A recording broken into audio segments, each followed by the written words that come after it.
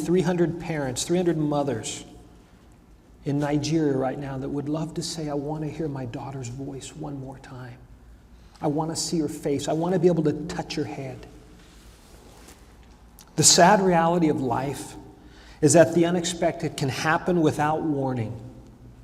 And mothers are not immune from tragedy or the distress that comes from it. But when it comes, how we respond will either make us better or bitter. The choice is ours. And I want to tell you something. This message really does get better at the end today, okay? I want us to look today at some lessons from a mother's distress. Number one, unexpected crises are a reality in life. We all have them. Sooner or later, if you live long enough, something's going to come in your life that you did not plan for, you did not prepare for. You've got your RSPs, your RESPs, you've got all your life planned out there, but something is going to come along and shake that to the very core. There's a woman, an unnamed woman. All we know her as the Shunammite woman.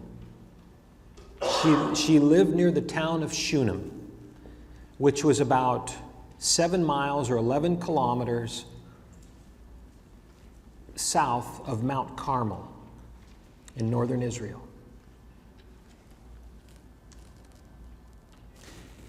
I want to read beginning, it comes from 2 Kings chapter 4, beginning in verse 18. What you need to know is that the prophet promised a woman a son. She was childless. Her husband was old. She had never told anybody that she wanted a child, kept it to herself. For some reason or another, either she or her husband could not have a child. And there they were, husband getting older. And the child, what does the child do? Especially the son, he continues on the family name. He continues on the family legacy. Without that, when the parents die off, oftentimes the name dies off. Everything about it. Someone, the near kinsman, the nearest relative will get everything that's left. But oh, to have a son, oh, to have a daughter, to leave something to leave who you are, so that they can, in a sense, carry on the family. But she gets a child. She didn't ask for the child. We're going to learn some things about her that cause her to have this child, which is kind of neat. But we come into the story, the child has been born. And I want to begin in verse 18. The child grew. And one day he went out to his father, who is with the reapers. So it's harvest time. He said to his father, "My head, my head." His father told a servant, "Carry him to his mother." And after the servant had lifted him up and carried him to his mother, the boy sat on her lap until noon, and then he died. She went up and laid him on the bed of the man of God, and then shut the door and went out. Now the story, the background on the story is that Elisha, the follower, not the follower, the what's the word I'm looking for? Apprentice. Disciple, apprentice, guy who continued on. What's that word? Successor, thank you. The successor of Elijah, the mighty prophet of God who went to heaven in a chariot of fire, who defeated the prophets of Baal, 850 of them, on Mount Carmel, when God answered by fire and came down. If you don't know that story, you ought to read about it. It's powerful, how God answered him. And Elisha was his servant. He saw all the mighty things God did through Elijah. And now it was his turn. He took on Elijah's mantle. And he's traveling to and fro, and he comes through Shunem. And this woman recognizes him as a man of God. How we know, I don't know. But somehow she saw something in him that said, So she invited him in for a meal.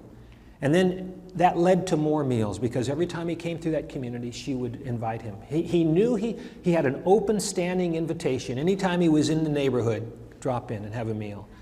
And then she thought, this guy's got a long travel. That's 11 kilometers. Why don't we build a room for him up on the top of the roof, on our flat roof, and he can stay here. And so she talks to her husband, and he says, sure, whatever, as we husbands do. Whatever you want, dear, that's fine. So she does that. And so now he's got a place to stay. He can spend the night there.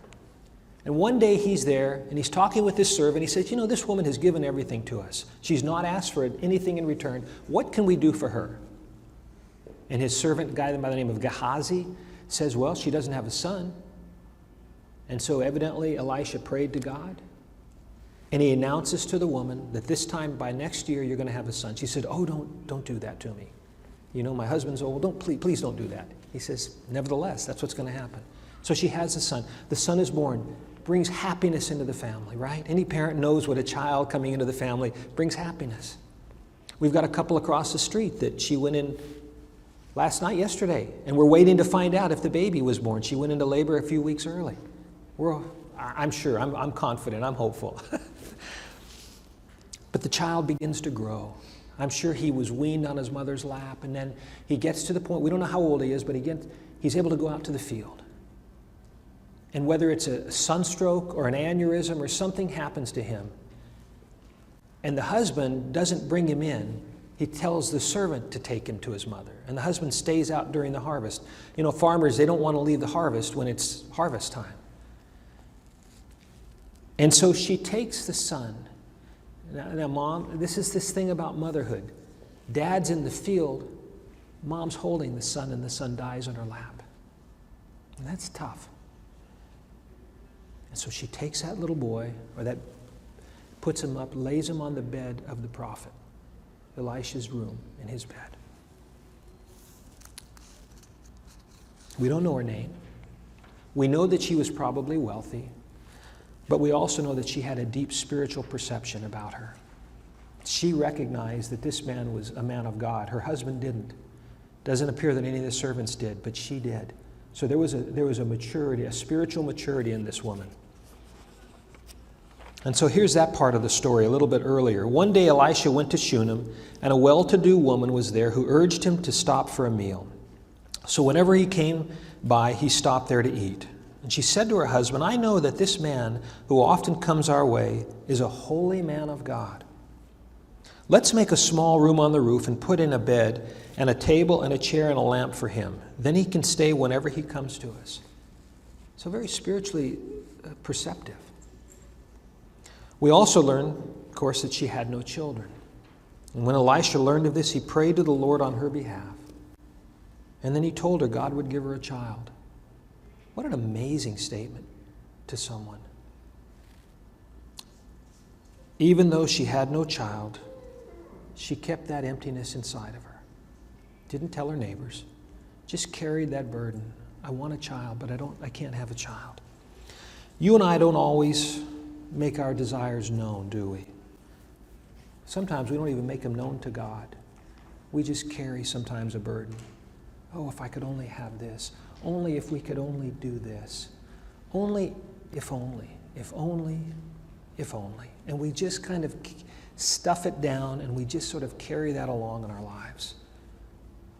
Boy, I wish I could do this with my life. I wish I could have that. I wish if we could only just do this, then I think our family would be a little more settled in life. That job, if I could just... And sometimes we don't even let God know. We just kind of carry that quietly in our hearts. We do it oftentimes without even complaining. We just kind of go through life. There are things in our lives that become very precious to us. They might be our children, perhaps our dreams, our hopes, our longing for families of our own, or any number of other desires that we may have. Sometimes we get them. Those are glorious days when we get our desires. Sometimes we don't, and we soldier on. Well, okay. But sometimes Our desires seem to be met, and yet then they're taken away. And our reaction at that moment will affect our whole well-being, perhaps for a long time afterwards. We went down to North Carolina a week or so ago, and one of the places we went was Ridgecrest, which was a big conference center that our denomination owns down there in the States. It's about 2,500 acres on a mountain in North Carolina, and it's a beautiful conference. I managed the bookstore there for 7 years. I had a secretary there by the name of Ann. And just before Sarah was born, Ann was pregnant. And she had 4 sons. They're all now graduated from college. And she got pregnant with a little girl. And she carried the baby 9 months, just before delivery. And something was wrong. And she went in for a checkup. And then she took her to the emergency room, and the baby died. The umbilical cord wrapped around its neck, her neck. Her name was going to be Hannah. And when Joy was pregnant at that time with Sarah, and Sarah's name was going to be Hannah. And at that moment, as I walked with Ann through that valley, we couldn't name our daughter Hannah. We couldn't do that. And I thought, we went to Ridgecrest, and Ann is still working in the bookstore. She's been there 34 years. She's now an assistant manager. There's 2 people there, so they've got a manager to assist. They've given her a promotion. But as we were in there talking with her, and Sarah was with us, in my heart I wondered what she was thinking about her own Hannah. Her own Hannah would be 16 now.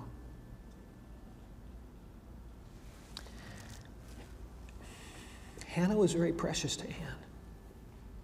And we walked through that valley together for many, many months.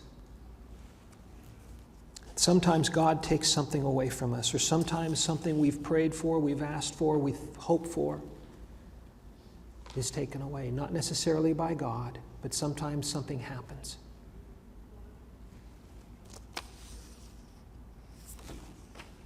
The unexpected happens. And sometimes, honestly, there's no answers that we can give. There are no answers that we can give. For the Shunammite woman, it was a moment, I'm sure, of tremendous grief. Life brings the unexpected. Life breaks bad. Well, secondly, when a crisis comes, know who to turn to. Know who to turn to. She called her husband, in verse 22, she called her husband and said, "Please send me one of the servants and a donkey so I can go to the man of God quickly and return."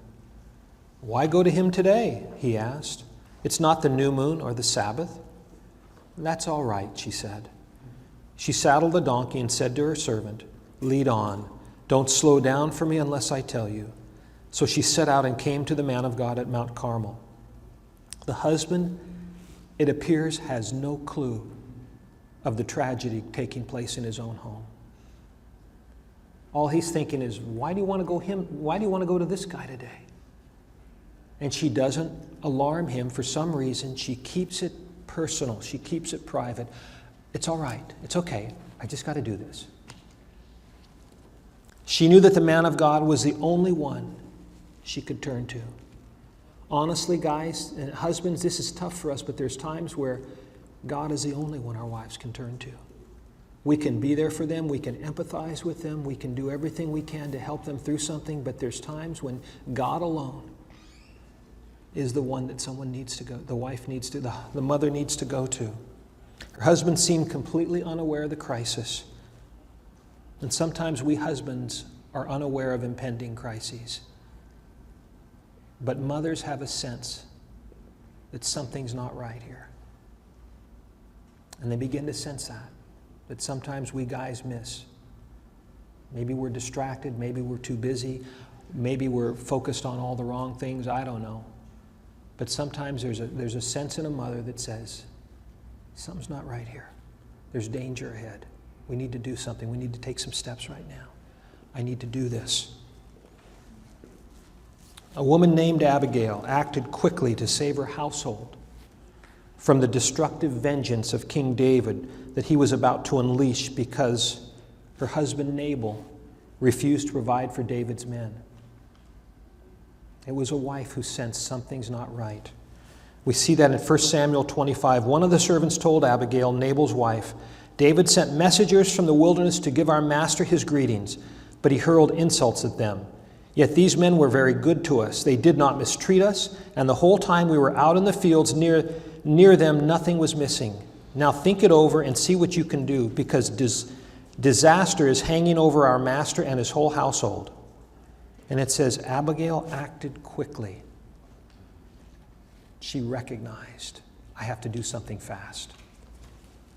You see, David had 200 men armed to the teeth coming down to wipe out that entire household because this man had affronted him in such a grievous way. When a crisis comes into your life, who do you turn to? What's your first action when unexpected trouble comes? And maybe asking that another way. When crisis comes, who do you turn away from?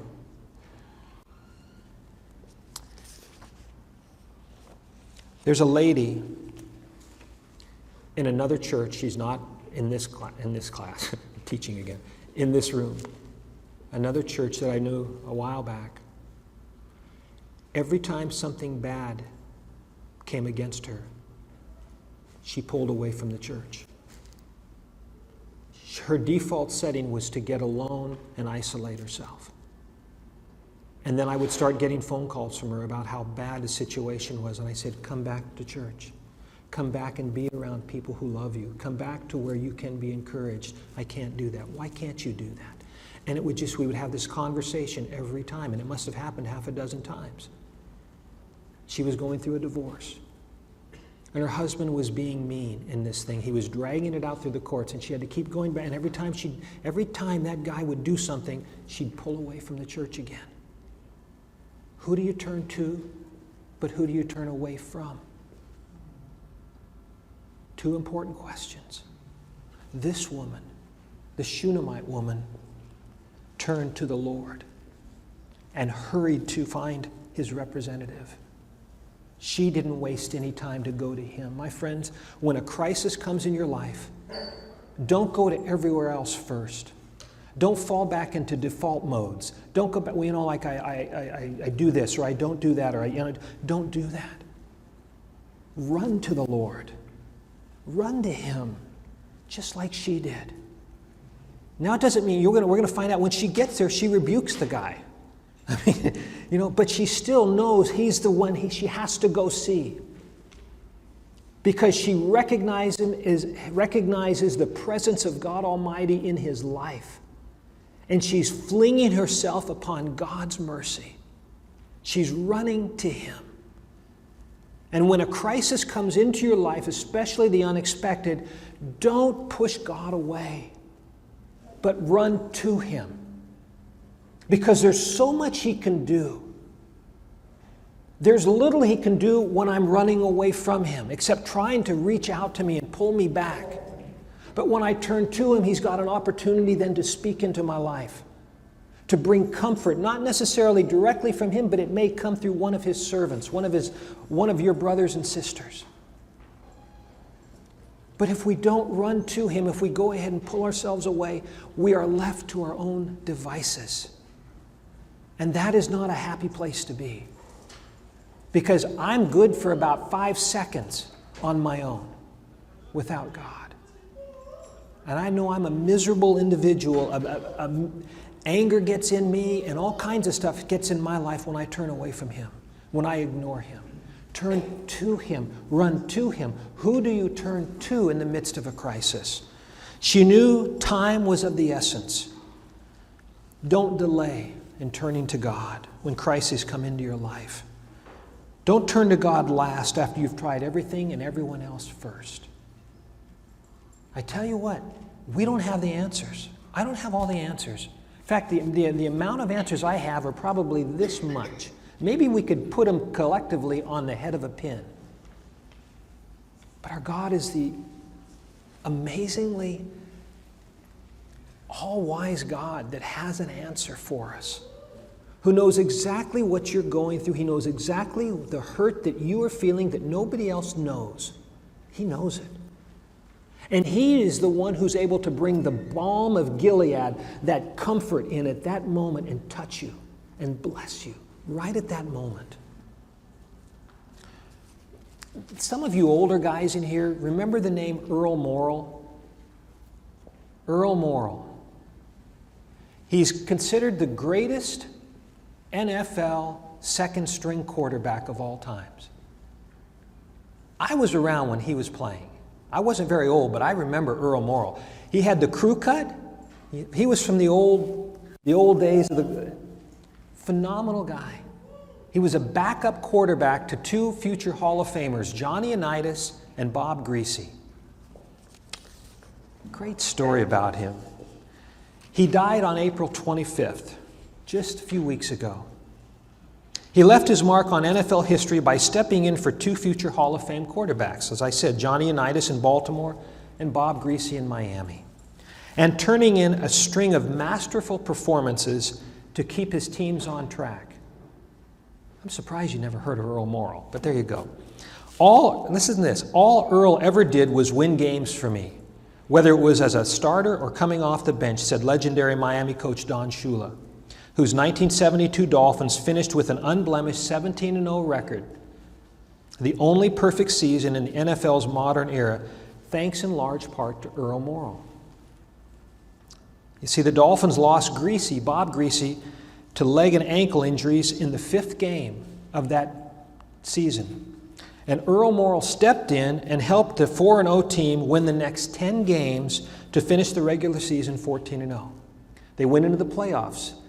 He won the first game in the playoffs. And in the AFC Championship game, they were losing to Pittsburgh, and Don Shula made a move. By this time, Bob Greasy was fine, and so he brought Bob Greasy in. He ended up winning the game, and so the next game was the Super Bowl. And Don Shula had what he considered the toughest choice he ever made in his whole career, to put Bob Greasy in, the man of the future, the young quarterback, or the guy who got him there. And he chose Bob Greasy. And they ended up winning that Super Bowl and going 17-0. He talked to Earl Morrall right before he made as he made the decision. He said, "What do you think?" He says, "I'm not going to argue with you. I don't agree with the decision, but I'll do whatever you want me to do." But that wasn't the first time Shula turned to Morrall to bail his football team out of a jam. You see, in 1968, when Shula was coach of the Baltimore Colts, he lost the superstar Johnny Unitas to an elbow injury in an exhibition game. And Shula handed the ball to Morrall, who led Baltimore to a 13-1 record in the regular season and 2 playoff victories. In fact, that was the season that they lost in the Super Bowl to Joe Namath. But you know what happened? Earl Morrall came back a couple years later, ended up winning the Super Bowl against the Dallas Cowboys. So he avenged that. So what about Earl Morrall on Mother's Day?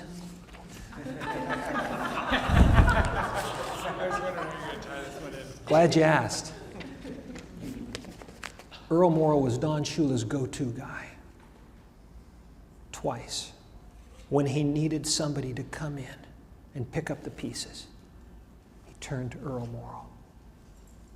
When your life is in a shambles, when a crisis comes, who do you turn to pick up the pieces? Who's your go-to guy? Is it Jesus? Is it someone else? Is it a relative? Is it alcohol? Is it you fill in the blank? What is your default setting? Who do you turn to when a crisis comes? The Lord wants us to turn to Him, just like a Don Shula could turn to an Earl Morrall. Thirdly, in the crisis, give thought to your words. Give thought to your words. When she reached the man of God, now what you have to know is the man of God saw her coming from the distance. Elisha saw her coming, and he sends his servant out to her. He said, ask her if she's all right, if her husband's all right, if the child is all right. And so Gehazi runs out there to meet her, and she says, everything's fine. It's the same words, that's all right. And she gets to the man of God, and here's what happens. When she reached the man of God at the mountain, she took hold of his feet. She fell down at his feet. Gehazi came over to push her away, but the man of God said, leave her alone. She is in bitter distress. But the Lord has hidden it from me and has not told me why. And then here she speaks. Did I ask you for a son, my Lord? She said.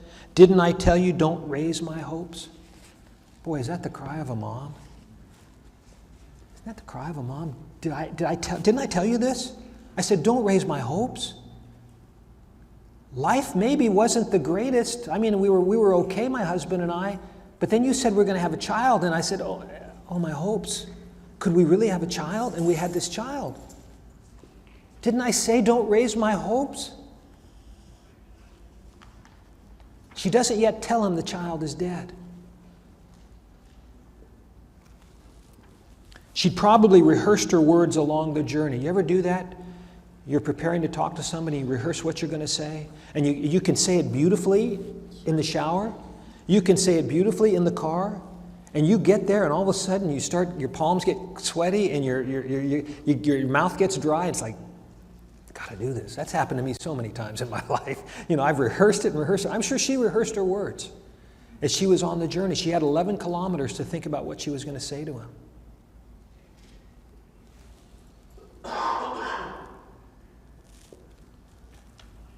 And no one else was meant to hear her anguish and her plea, not her husband, not Gehazi, not even the servant who traveled with her. Only Elisha was to hear her anguish and her plea, and quite honestly, even her rebuke. There may be moments when you need to speak honestly and openly with someone, even if it may hurt, even if it may hurt you, even if it may hurt them. The same goes for talking with God. We need not be afraid of talking straight with God when our anguish is deep, and we need to let one another have the space to vent from time to time. It's okay to vent with God. He's a big boy. He can handle it. Just read the Psalms and hear David pour his heart out. You see a man who gets angry. You see a man who wants vengeance. You see a man who cries out for mercy. You see a man giving every possible emotion you and I could come up with. And he did it freely. And now it's in Scripture for us to read. Because God values honesty. God values a person who doesn't hold back, who's willing. We are so stinking politically correct in this country and in this world today. We're afraid to say what's really on our heart. Because we're afraid. If we look at Mr. Sterling's example, we better be afraid of even saying something to a friend on the telephone because somebody might be recording it. I mean, all that thing is doing is causing us to become afraid to say what's really matters. And so we can kind of take that into our relationship with God and hold back for political correct reasons or whatever the thing is. And God is saying, stop it. Stop it. I want honesty of heart. I want integrity of heart. I want sincerity of heart. Speak to me like I need to hear your heart. Get it out. Don't hold it back. Get it out to God. If we would do that, our prayer lives would improve dramatically.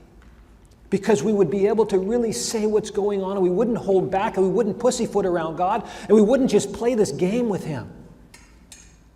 But we'd pour our hearts out to Him. Boy, God loves that when we pour our hearts out to God.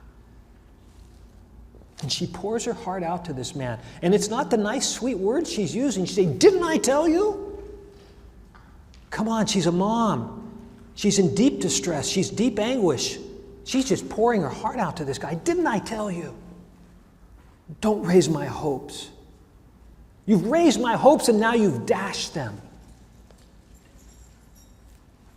But what it does is it gives Elisha the opportunity to react and respond. I love this. He doesn't give her some pithy advice. He doesn't give her some religious jargon. He waits. All he knows is what he sees. She's in bitter distress. So he says, and God has hidden it from me. I don't know. I don't know what to say to her. I don't know what to do.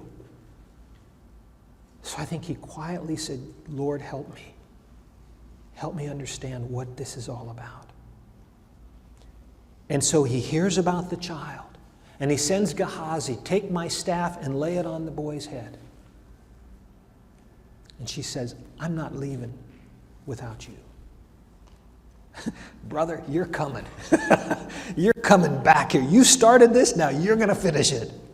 It's as though her son is dead. It's as though she's saying, I will not accept the fact that my son is dead until the man of God says there's no hope, until he says he's dead. But until that point, she is holding out for hope. I've struggled with Halton Hills Place the last couple weeks. And honestly, I've wanted to give up a little bit. But I learned some valuable insight here. You don't give up until God says no. We don't give up until God says no. Don't give up on anything in life until God says clearly no. Amen. And anything you do, and anything you're involved in right now, don't give up until God has clearly said no.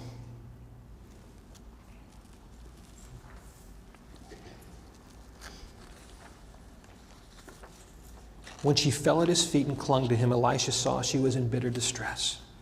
He acknowledged her pain and remained silent until she spoke. Too often we speak too soon and give advice. Speak too soon. A heckler. And give advice too quickly when what is needed is patience and empathy. Hannah cried out to the Lord with bitter tears from her deep anguish. She was desperate for a child, but couldn't have one, so she poured out her heart to God.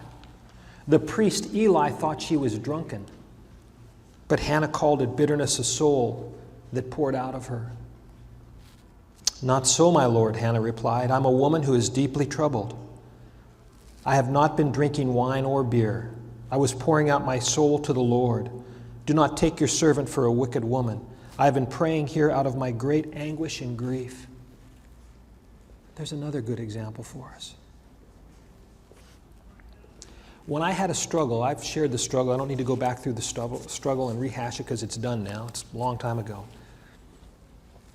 But when I was basically preparing to lose my job as a bookstore manager several years ago, gosh, it's been 16 years now. It's been a long time ago. I better let go of it. I did actually.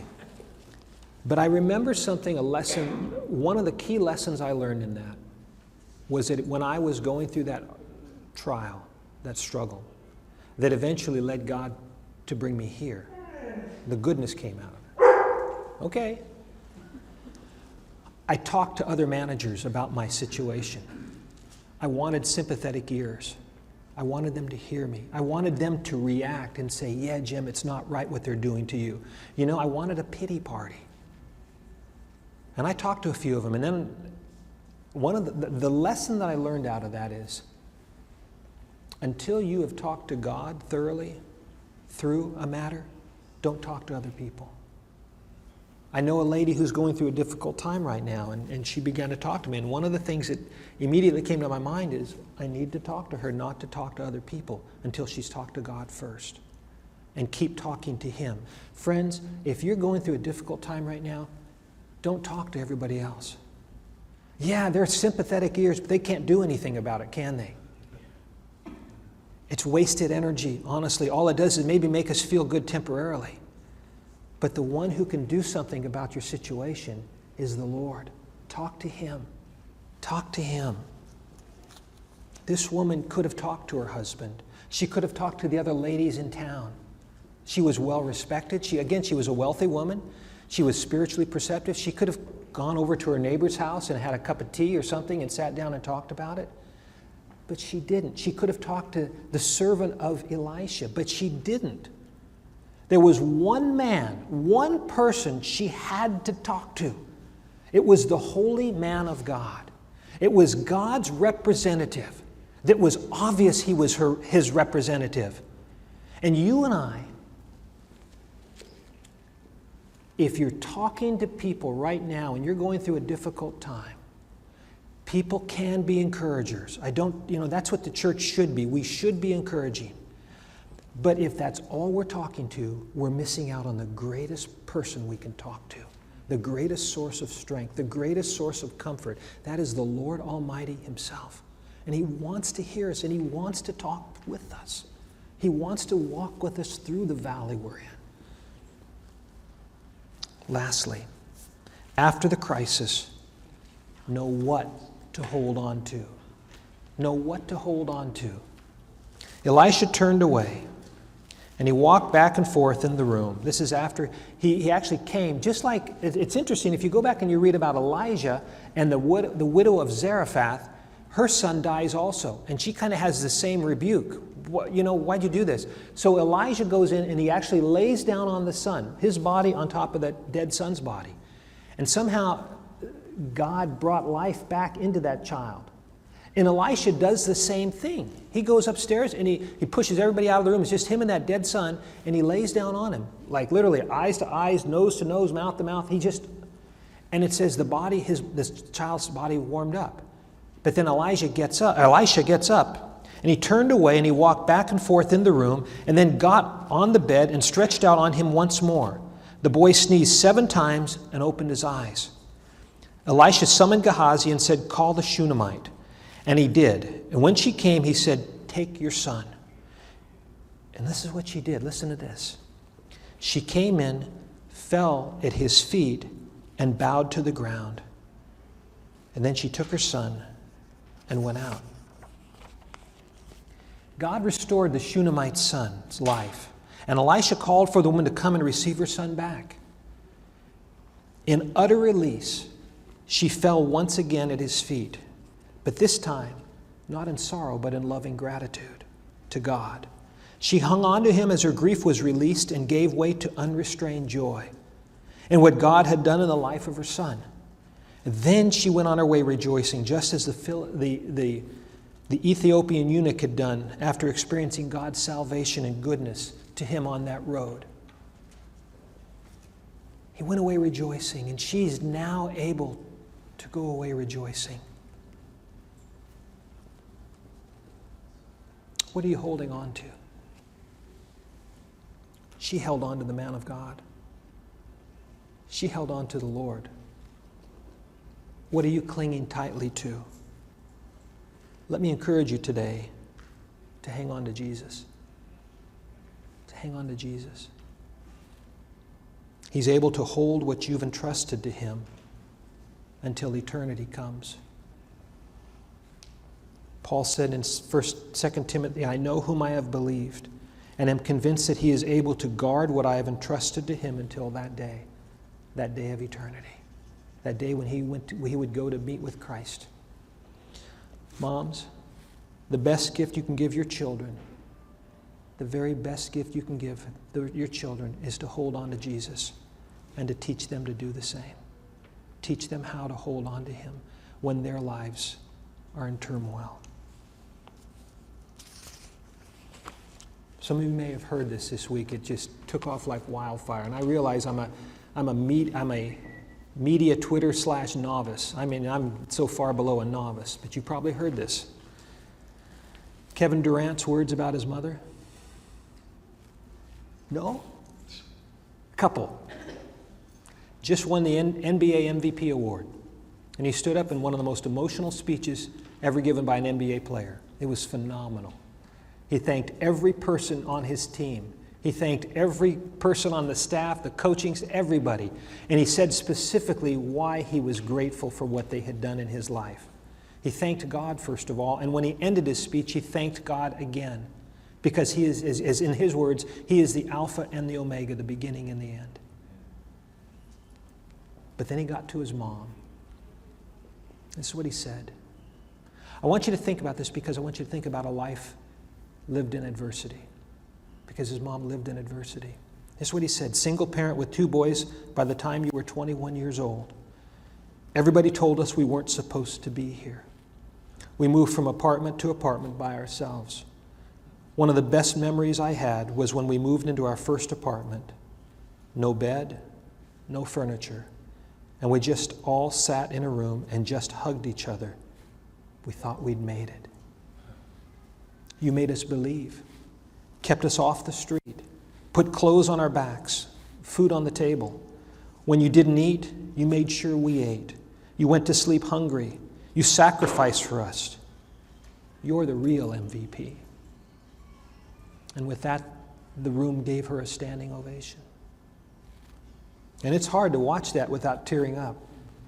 And the next morning, they interviewed his mom on the Today Show. And here's what she said. First of all, let me tell about it. It takes a strong mother to stay positive for her children in the face of adversity. But that's exactly what Wanda Pratt, mom of NBA superstar Kevin Durant, did for her son. Pratt spoke from Oklahoma City and sharing her advice to other parents, particularly single moms like herself. Here's what she said. My advice is to never give up, to always put your children first, to always commit yourself to their dreams, their aspirations, and their goals, even when it gets hard. Pratt said, when you have those lonely nights, when you're crying to yourself, just remember that it's for them, and they will get that. They will receive that. I've realized that's what children really want. They want to know that their parents are 100% behind them, and they'll give you everything that you expect.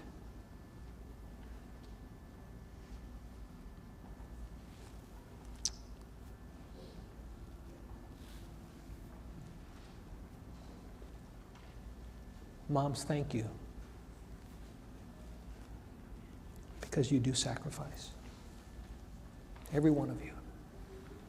You have sacrificed sometimes perhaps your own dreams as you married some lunkhead and chose to go with that lunkhead. You've sacrificed your time. You've sacrificed sleep. You've sacrificed your own plans. We all know that. Sometimes I get to be a soccer dad, and I get to carry my kids all over town. And I get it. I get what you do. Father, thank you for an unknown woman, an unnamed woman who teaches us to turn to you in a crisis. That you are really the only answer. And you have the answers that we desperately search for.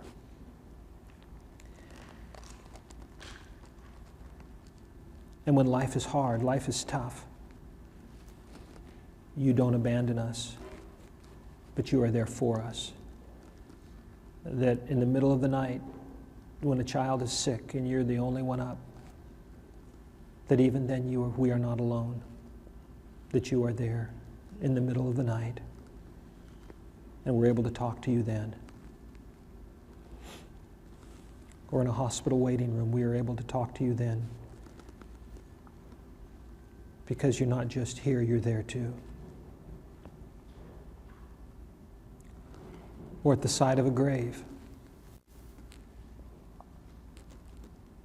when all life seems lost and all hope is gone. As we lay a loved one in the grave, you are there too, promising us eternity.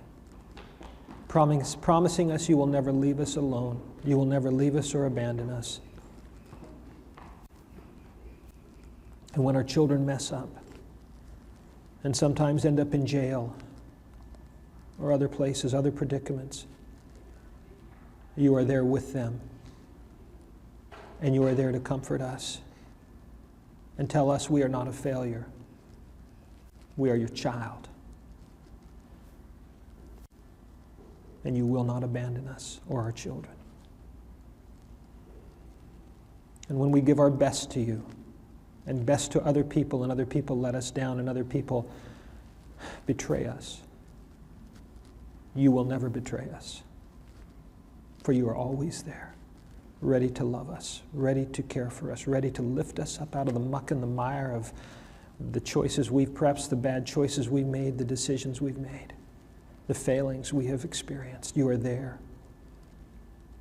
You are always there. As Kevin Durant said, you are the Alpha and the Omega. You are the beginning and you are the end and you are everything in between. And you are the hope. You are our hope. So Lord, today on Mother's Day, would you please speak deeply into the hearts of every mom that's here and let them know that you are delighted with them, that you love them, that you care for them.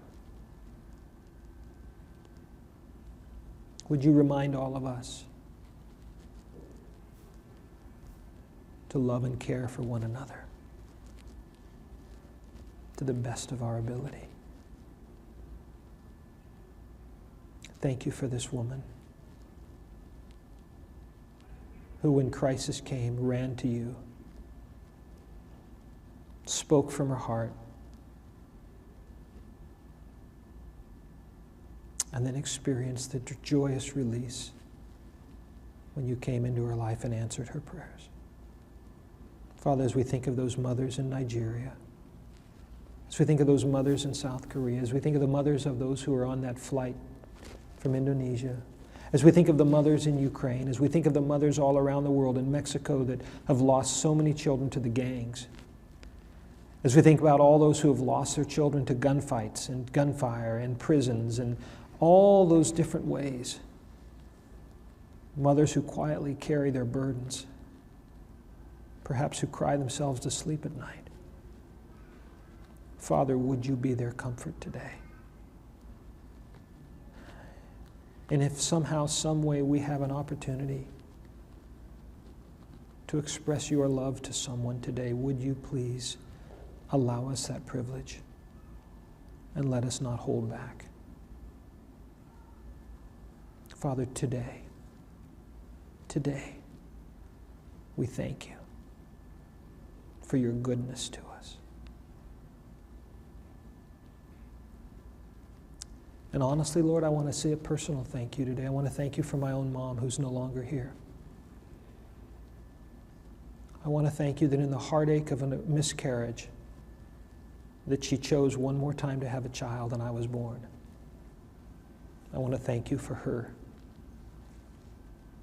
willingness to try again.